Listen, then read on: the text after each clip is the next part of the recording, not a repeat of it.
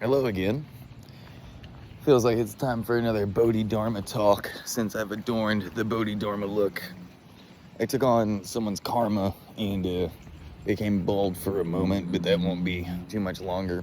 It's kind of crazy how much physical reality doesn't exist and is always a malleable projection of mind. The Buddhists describe it as a dreamlike nature of reality or an illusion, or Maya. And, whenever you get into the cities and the psychic powers that all saints of all religions have, and shamans and medicine men, the seers, all of them, pretty much you come to understand that basically there is no physical matter as such. It's only an appearance like a dream.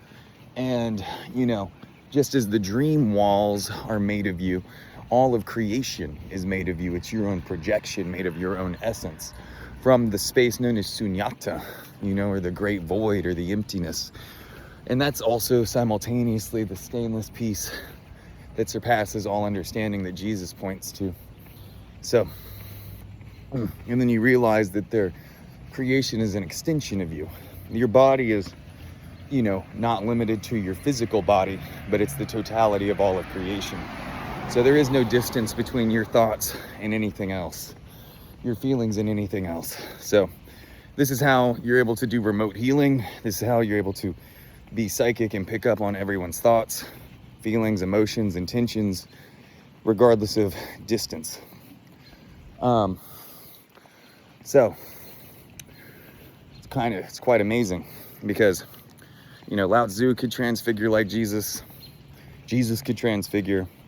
Padmasambhava could also transfigure. And it's all the same process. Jesus said, I and the Father are one. This is attaining the state of God union. This is exactly what he was pointing to. He was pointing to liberation. The way that the Buddhists would describe this is attaining union with God, becoming one with the Father, attaining the state of Samanta Bhadra, becoming one with the all. And, it's becoming an avatar in Hinduism, where it's like you attain the state of Shiva and you destroy all of creation, becoming the sole entity left. And whenever you go to this plane, you realize they're all pointing at the same thing.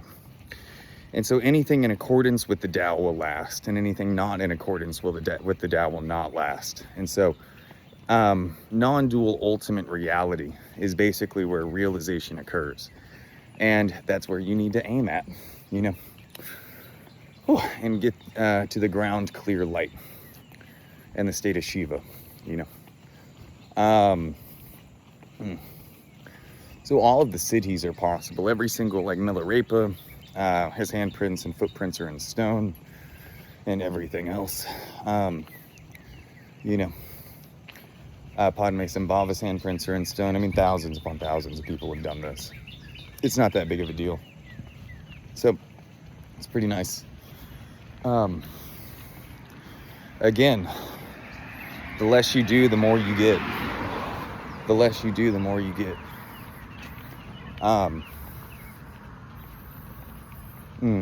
Because the non-attached mind is the same as the peace that surpasses all understanding that Jesus was talking about. It's the same state as the Buddha. It's the exact same state.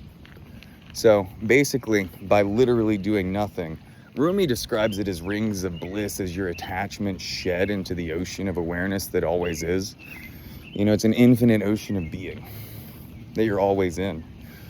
And by doing less, you resonate with it because all of your karmic attachments, your beliefs, everything that is preventing you from seeing reality as it is, that's why stillness is such a key thing.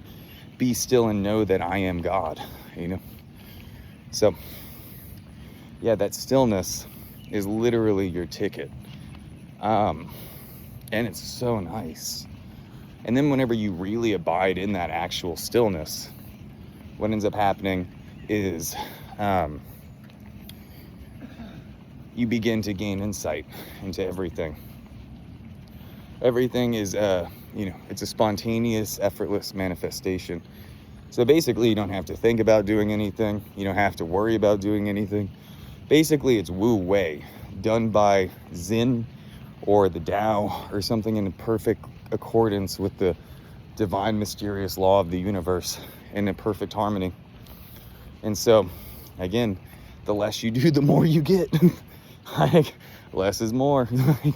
So, yeah, it really does just boil back down to that and doing nothing. There are different paths, though, where you can charge forward and produce visions, deities, go to these worlds, receive empowerments, etc., etc. And they're all valid. Everything is valid. It's all you within you coming to you in an infinite number of ways to rediscover yourself.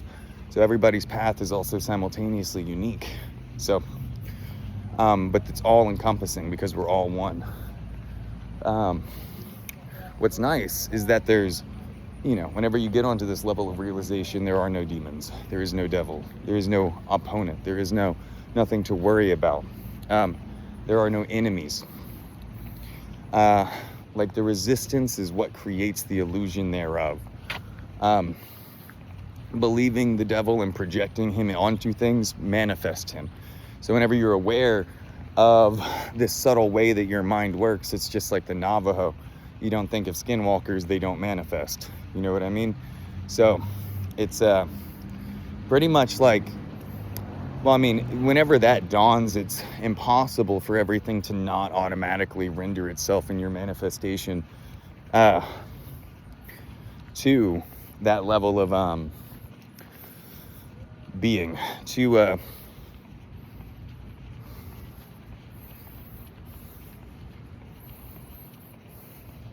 yeah, it's impossible for everything to not just render itself automatically in alignment with the Most High if you're in alignment with it. And so there is no devil, there are no demons. The Tibetans describe this as transforming the phenomenal world, and the transforming of demons into angels or an equivalent analogy. But I mean, everything is really just for that, and the love in your heart and everything else too. So it's all one, all the same. Follow your intuition. I mean, really though, like, that's, you follow it.